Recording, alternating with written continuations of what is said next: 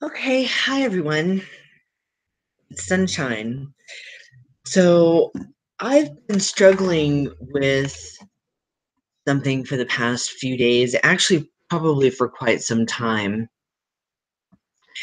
And it is in regards to judgment. And I titled this Error of Judgment because I have been wrong about judgment.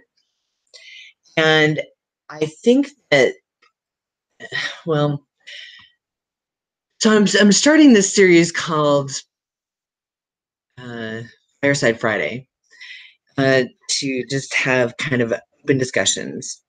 So I'm bringing in the little campfire because I thought that this would kind of is reminiscent of uh, our ancestry and how communication happened around a campfire. I'm going to minimize this screen right now because I want to make sure that I am actually live and that you all can see me. I don't even know what screen to bring that up on, but let's try it out here.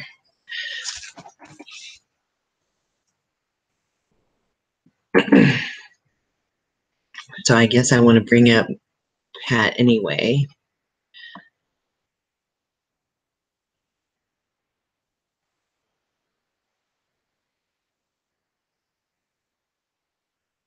How do I tell if you guys are in chat? I'm getting there. Um, okay. Well, I'm assuming that you guys are there, and I'm sorry I can't see chat. Uh, Here we go.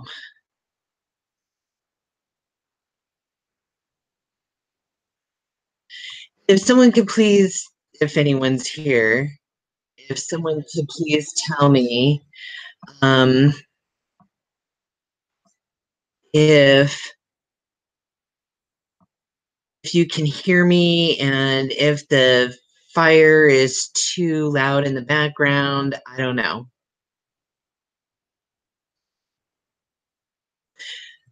Okay, so hi, Dark Truth. Thanks for being here. See, this is the weirdest thing because it lags. Okay, so let's get on with it. So I watched a video. So here's what I've been struggling with. So in the past, I've done some research about the tribe of Dan, and his Seven's done some really amazing research in about Tartarian Empire, whatever they were, and and I think that these are connected in some way. This group of people. So one of the things that bothered me when I was looking into my own ancestry and about the tribe of Dan is that they are a tribe that were a priest class of, let me minimize this, priest class of, now see, I don't even know where I'm at. I need to find my, there we go. A priest class of judges. And this kind of has this whole judgment thing has bothered me because I like to consider myself a non-judgmental person, and I've done videos about judgment and about self-judgment and how judging others and self-judgment can stop us from receiving gifts from the universe, et cetera, et cetera. But I'm coming to understand that this judgment is a different kind of judgment than what the matrix programming would like us to not engage in by design, I think. So a lot of us relate judgment to penal system. And the penal system is a part of the control matrix. It's this kind of law judgment of legal construct is all out of whack. And so a lot of us relate judgment to the penal system. And I think that makes us want to stay away from judgment.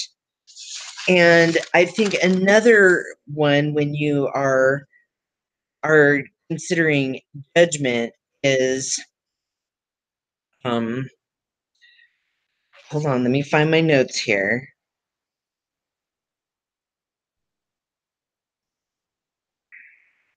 Is we get it confused with, okay, you guys are going to have to just bear with me here because all these dots connect, okay? So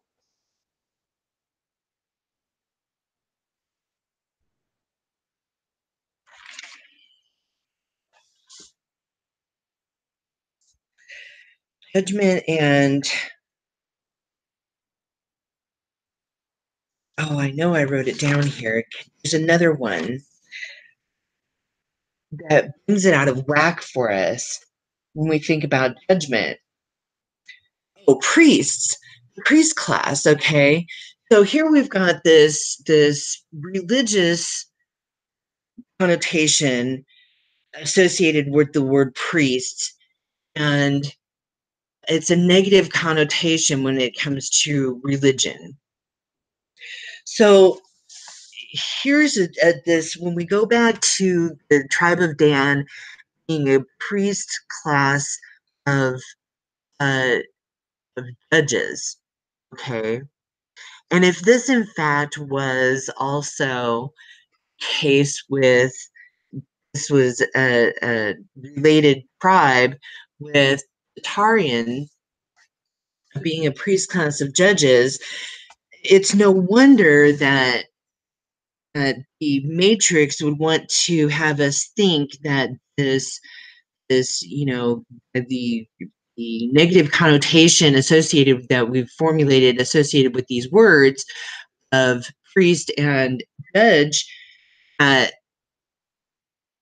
we would think something negative about it. When in fact, if you look into what judgment is, and what I've done is gone and really did some research into what is judgment and what is tyranny. So here's what kind of sparked all of this. Let me get out of here for a second. So there was a quote that was given in something that I watched yesterday with, oh, I don't remember his name. Jordan, is it Jordan Maxwell? Anyway, sorry guys. Here's a quote that they said: tyranny is the deliberate removal of nuance. Well, first thing that struck me is tyranny. Word tyranny, and is it somehow related to Tartary, Tartary, tyranny and Tartary, and is Tartary related to Tartarian? I mean, these are all so close. So I had to start looking up these words. What does tyranny really mean? What is this quote? Tyranny is the deliberate removal of nuance. What is nuance? So let's look up nuance first. Nuance in the etymology dictionary is slight difference, shade of color, to shade or cloud, a cloud, mist, or vapor, a fog, to veil. So I'm like, well, tyranny is the deliberate removal of nuance. Well, I would think that we would want nuance removed if it is to veil. we want to remove the veil, right? I think it's really interesting. Now, I'm just connecting these dots as best I can, guys. I don't have all of the answers. I think it's really interesting that it also talks about nuance as being a cloud, mist, or vapor. This goes back to the teachings that Seven Serpents has been, talking about, with the joining of the divine masculine, divine feminine, the inner joining of that, and the raising of the energy through the, you know what I'm talking about. If you watch him, you know what I'm talking about. So I keep going back to tyranny is the deliberate removal of nuance. Like, how is this tyranny has always been associated as a negative thing? If it's a removal of the veil, how is that a negative thing? So then I wanted to see, well, what does tyranny mean? Cruel or unjust use of power, government of a tyrant. So what if Tartarians were a class of peoples who wanted to exert their power, okay, as judges, uh, to point out judgment of purity. Okay, so this is where I'm going with this. I think that the judgment is not about judging so much, like in the penal system, but judging our purity. And if this was a priest class of judges, now here's another thing that I want to throw out there. Another word for judgment could be analysis. And if this was a priest class of judges, more like a council, okay, not judges. I go back to council. I go back to some of these other words that have negative connotations for us, and how we relate to this matrix control. And if we, instead of judgment, were to use analysis, or instead of judges, we were to use counsel, I think of the words like community, that we use in this whole, it's bothered me for some time. I don't like the word community. I don't like the word family. I don't like the word collective. I think all of these words have negative connotations for some people associated with them. Some people have not had good family experiences and can be triggered into, oh, welcome to our, our soul family, or our enlightenment family, or whatever kind of family you want to.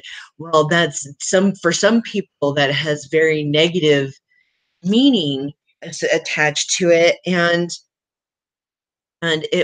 they may not feel so welcomed in that, uh in the usage of that word. I think too that, for instance, collective, well, who's doing the collecting, and and how come some are being collected and some aren't being collected? I just don't like the word collective. I don't like the word. So anyway, you get my point. We really, really have to start taking a look at the words that we use, what construct has attached to them, get back to their root meaning, and kind of redefine them in our understanding of them. So this is what I've been going through with this whole judgment word. I have a lot of negative attachments to the word judgment. Yet, and because of that, I have steered away from judgment. Yet I feel as though there was this inner conflict going on, that it is so necessary, but I think in the way that a council would. So let's look at the word tribe. Okay. Tribe, first of all, you've got in the word tribe itself, you've got, if you break it down, you've got tri, which is referencing the Trinity, and be, okay, the word be. And being is sovereign. Shannon Port just did a live video about planetary alignments that was just mind blowing to me, because I've been working on this whole, taking notes on this whole judgment thing. And then she goes and talks about in her video, and it's no coincidence too.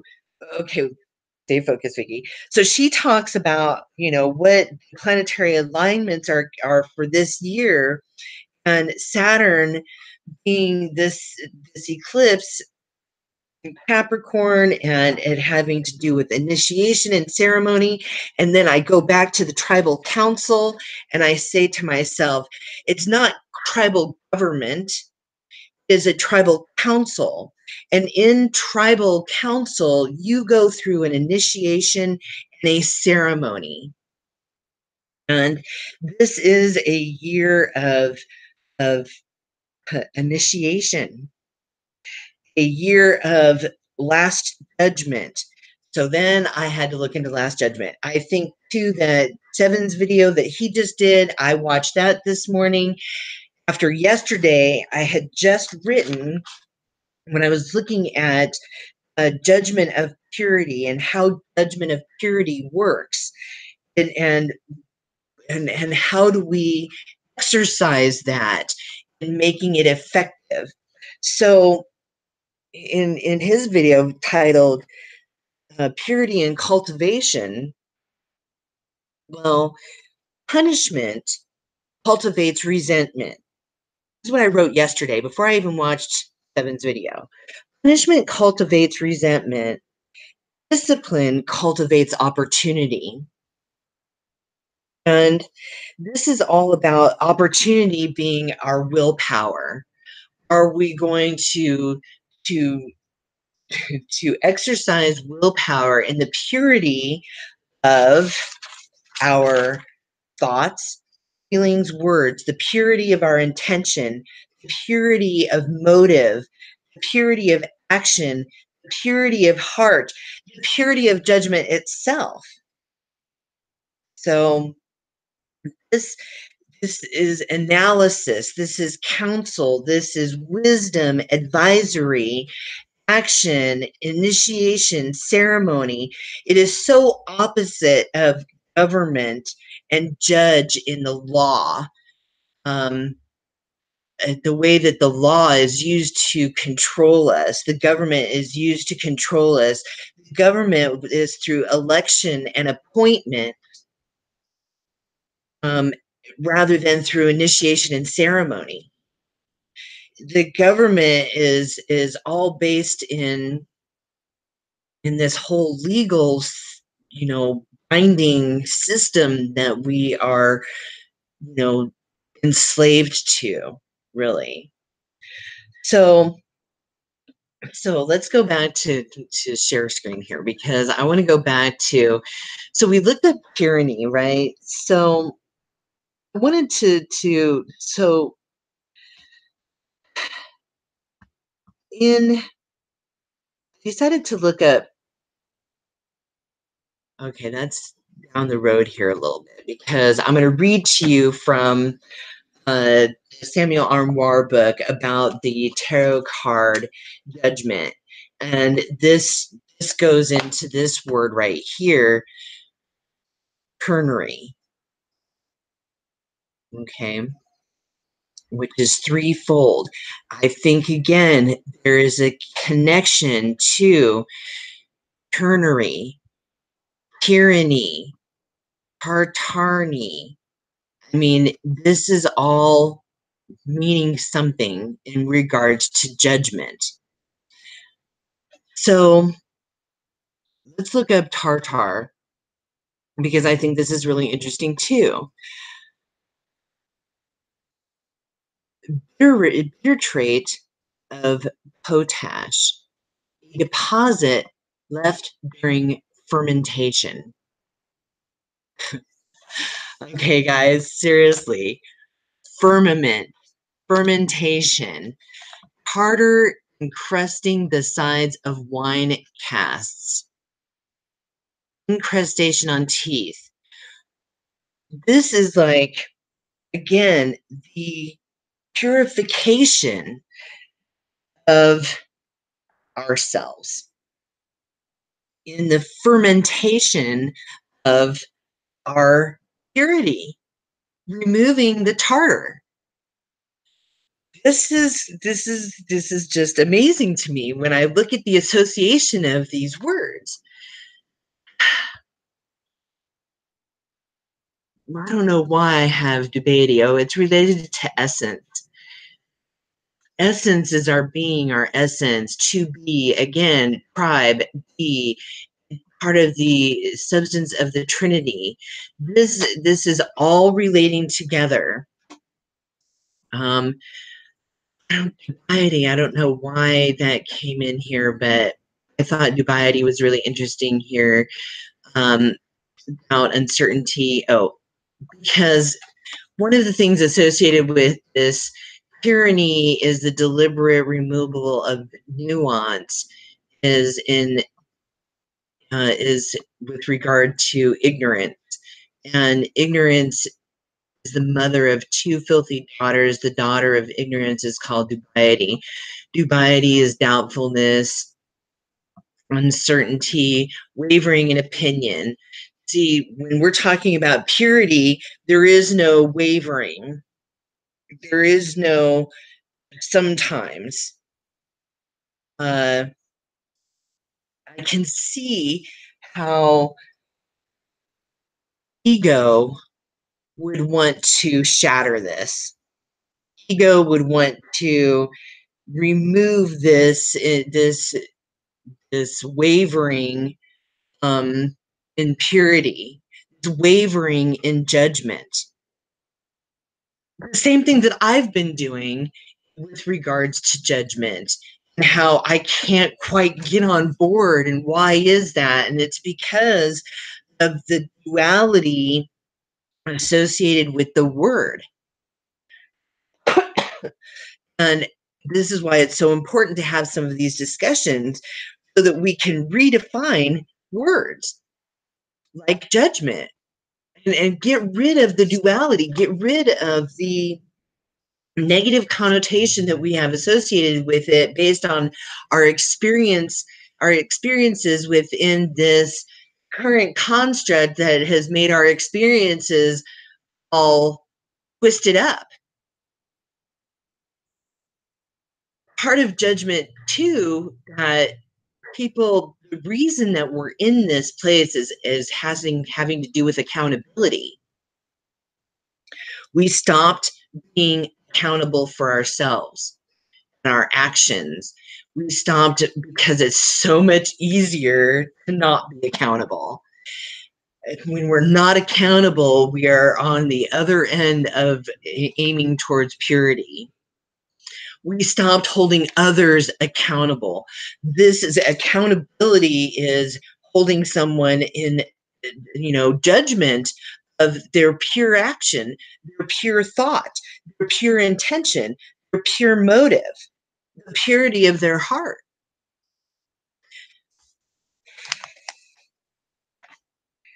One of the things that I've been thinking about in regards to community, it is so opposed to sovereignty. The current way that we look at it. Now, I'm probably going to say some things here that people aren't going to like. And Seven, you keep going for it, man, because it's part of the whole deal.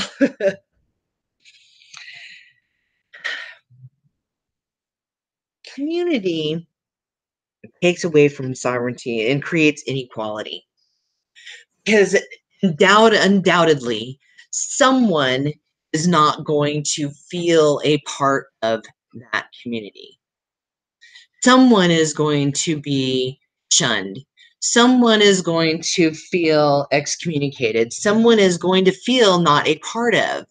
And then when you have a community that highlights certain people within that community, it again furthers the uh, the lack of unity, the lack of connectedness, the lack of feeling a part of. Um, is when we remain sovereign and do our thing, that we can still participate in unity. Um, we don't have to highlight certain individuals, especially individuals who haven't gone through the alchemical process of purification. And they're leaning too far on one side rather than being balanced in the middle. And I've been there, folks. I have absolutely been there in my own programming of new age, whatever, new age unconditional love shit. Okay. I was completely out of balance. When I realized that I was living in a fantasy world, I had created a fantasy world actually to of unconditional love. And I know I talked about this in another video. I created the fantasy world of unconditional love because looking at the reality of what's the negative shit that's actually going on became too overwhelming. And it was my way of being able to cope, I guess, for a long time. Because focusing and looking at, I was on the other end. I was focusing and looking at all the negative stuff for so long that I became unbalanced there, and I flipped, went to the other side, and was all about, love and light and only positive thinking, and this is what everyone needs to do. And it was the opposite end of the spectrum. It was a coping mechanism to build the little fantasy world so that I could deal with all the truth that I had found out was going on.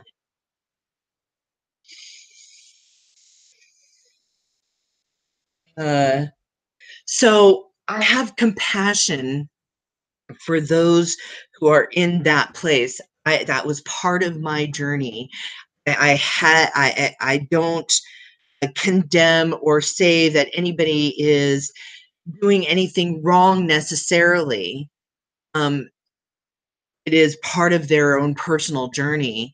I truly, truly hope that at some point they are able to recognize that this is a fantasy land, that it's a fantasy world that is not the reality world.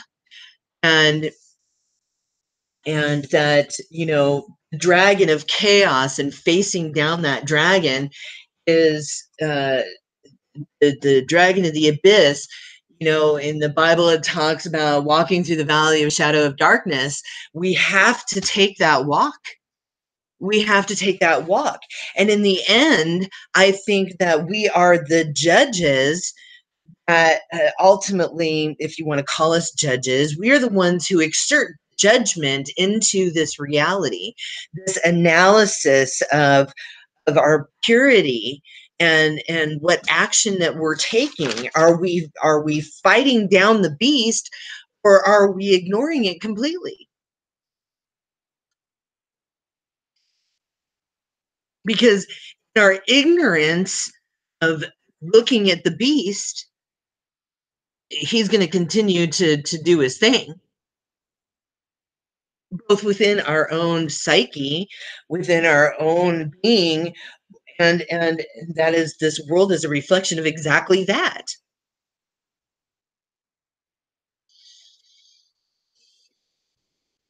They talk about shadow work. I don't like that terminology either, because that has new age shit attached to that as well. So anyway, it is about coming back into balance. And okay, so let me show you some other stuff. This is really, really interesting. So when I was looking up judgment in the so I decided, let's look up judgment in the tarot. Okay, so I'm reading from Alchemy in the Kabbalah and the Tarot. Samael Armoire wrote this, and I'm going to read from. So we talk about. I'm going to read first of all what he says about resurrection, because this is the coming together of our of the Trinity and resurrection. So here's what he says just briefly about resurrection. Well, let's just go to the judgment card. Okay, in the judgment, it's the Arcanum 20. Resurrection. The symbology, I wish I could show this to you. I can probably turn my camera on, but you all can look it up for yourself. In the Rider White deck, it is the Angel Gabriel blowing the horn, and the three Trinity, the man, woman, and child, naked in resurrection. And I'm going to show you some other imagery that is related to all of this, but let's just read this first. So it says, let us now profoundly concentrate on the study of the 20th arcanum of the tarot.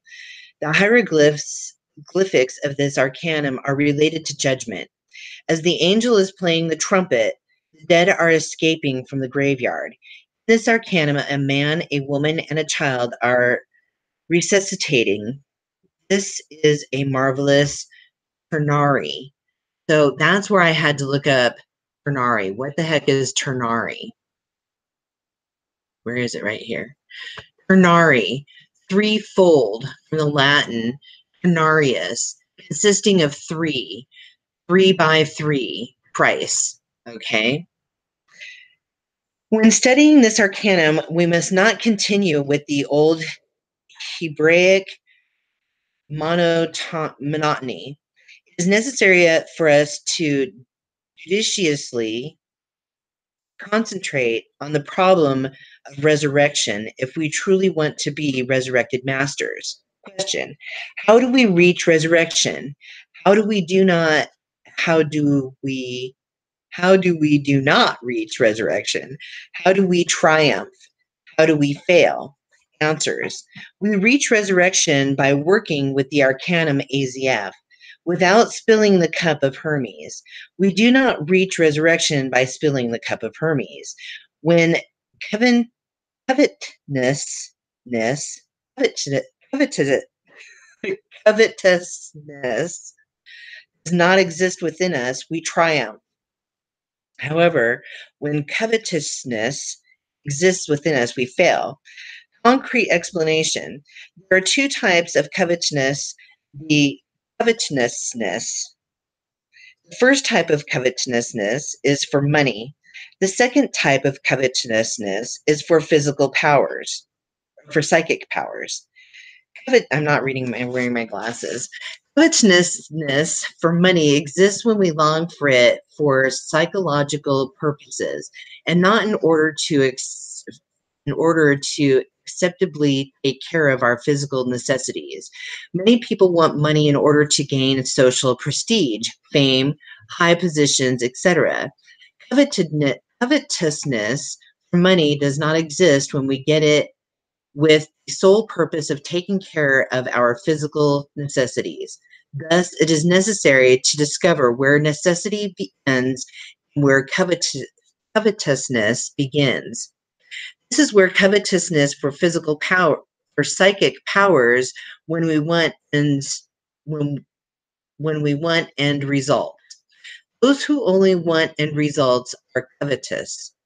Those who go around here and there, accumulating theories, searching for powers, which today are in this school and tomorrow are in another, are in fact bottled up within covetousness. Mind that is bottled up with covetousness is unsatiable. It goes from lodge to lodge, from school to school, from sect to sect, always suffering, always longing for powers, light, wisdom, illumination, etc., without ever achieving anything, is since what is unstable can never comprehend that which is stable, permanent, divine. Only God comprehends himself. Thus, the mind bottled up within the bottle of covetousness is unable to comprehend the things that are not within the bottle. Covetousness, covetous people want to bottle up God. This is why they go around from school to school, always searching, always uselessly longing, because God cannot be bottled up by anybody. Therefore, whoever wants to work with the great work must first abandon covetousness. The stonemason who is covetous abandons the great work when he finds other work, even when the latter is indeed of darkness. Covetous people withdraw themselves from the great work. Many are they who start the work, yet few are those who finish it. Resurrected masters can be counted on fingers of the hand. Fatality. We know the cause of Geronimo, who was a disciple of Cagliostro, Cagliostro, Cagliostro, who worked in the great work. This man acquired degrees, powers, initiations, tunics, capes, shrouds of distinction, a sword, etc. Thus, the progress of Geronimo was worthy of admiration. Everything went very well until the day he had the weak misfortune of revealing his intimate secret matters to an occultist friend.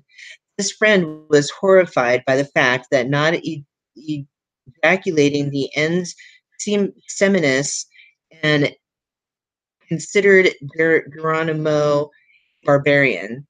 Thus, he advised Geronimo to ejaculate the cup of Hermes. He instructed Geronimo, telling him that in the supreme moment of orgasm, he must mentally assume an edifying and essentially dignified manner, and thereafter he said, very, very saintly, spill the cup of Hermes, and this is how one must work in the great work. Thus is truly absurd logic. This is truly absurd logic.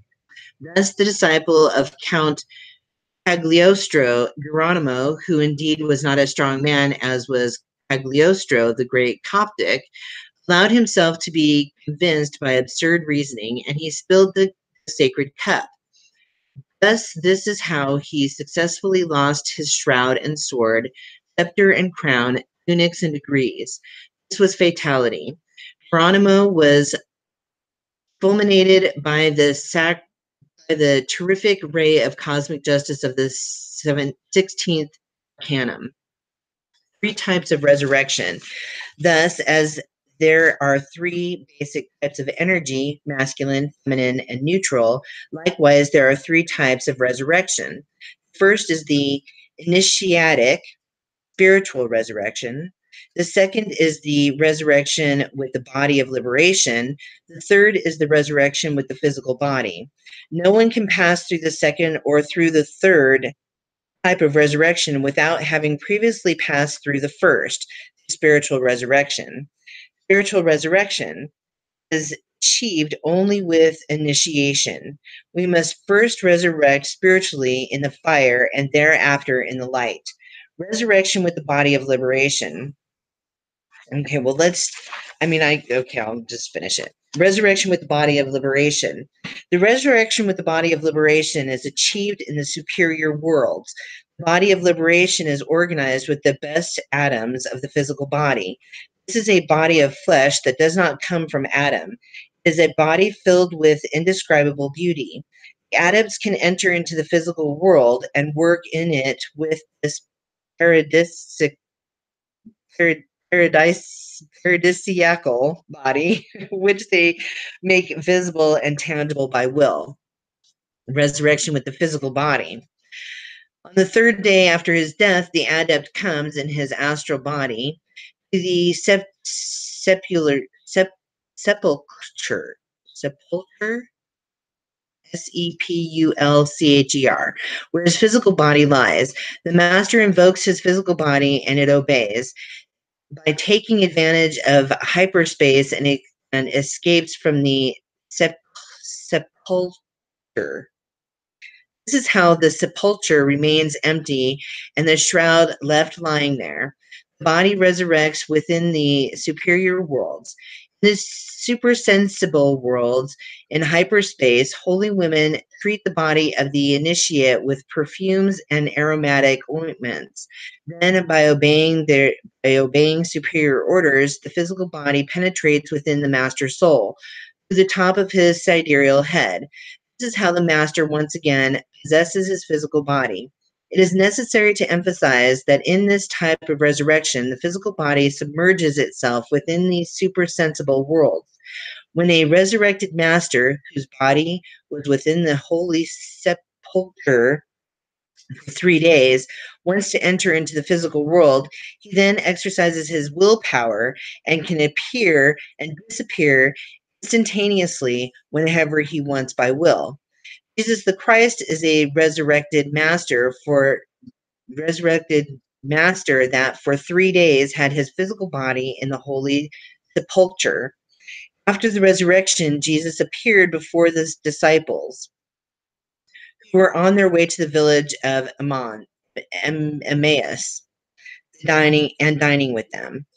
After this, he was before the 11 apostles and before the unbeloved and before the unbelieving Thomas, who only believed when he put his fingers in the wounds of the holy body of the great master.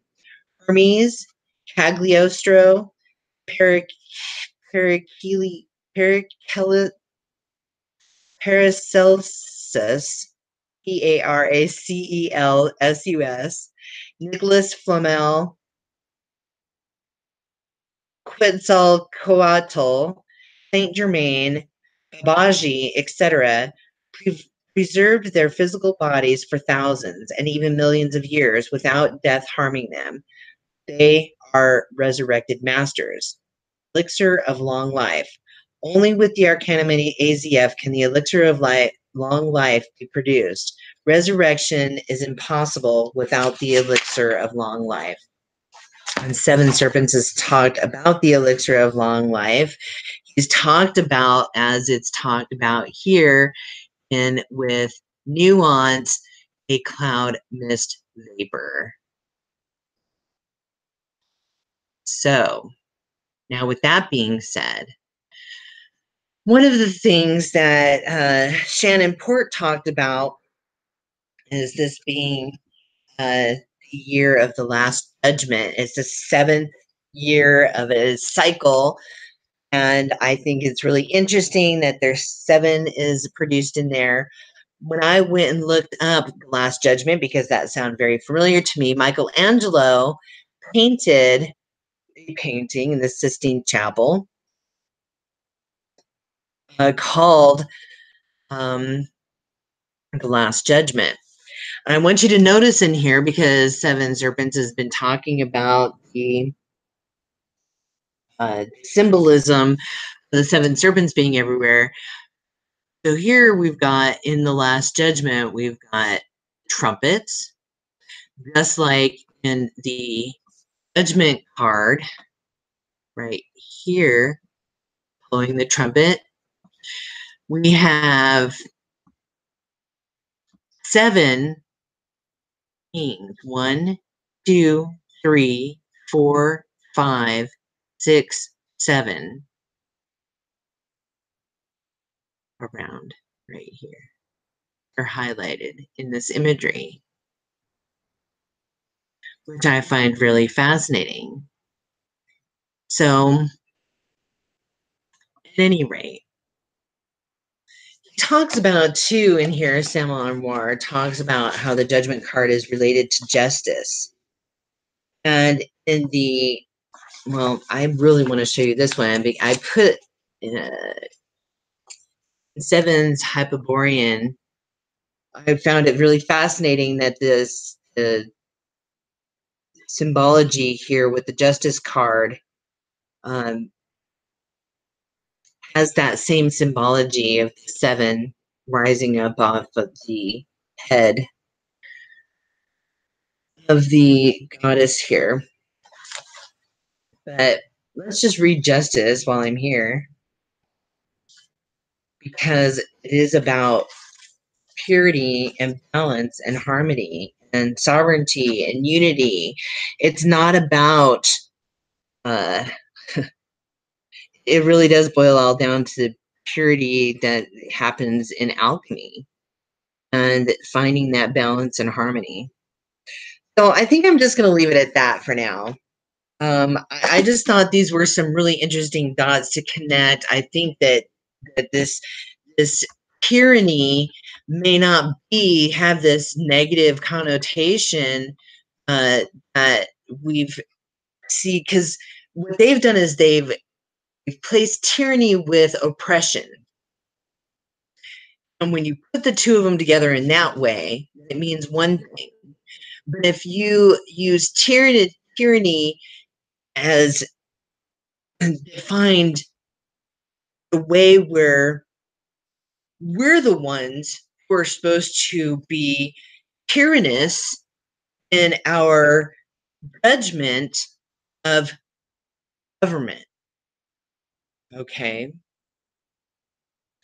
And tyrannous in our removal of nuance.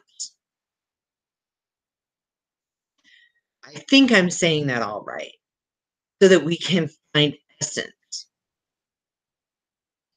And I think that there is a relation to this whole Tartarian and the tribe of Dan, the whoever, the Hyperboreans, all of them.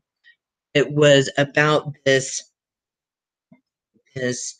judgment, time of judgment or analysis, that councils are formed through initiation and ceremony, of our own internal initiation and ceremony, so that we can be the elders who can counsel the masses into their own purity, to counsel the masses into accountability for self and for others,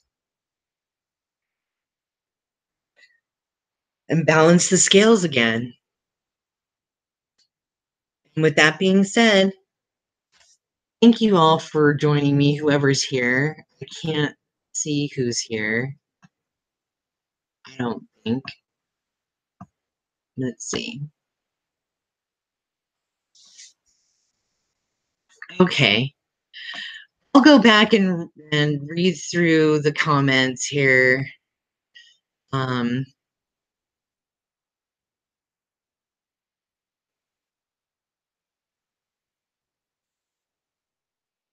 Anyway. Okay, so yeah, that's it. Thank you for being here. Who, Tinfoil Hatter, thank you. You're awesome. Fractal Truth, Dark Truth, Mr. and Mrs. Seven Serpents. Thank you guys for checking in and listening. This is my first Fireside Friday, and you all have a beautiful weekend now.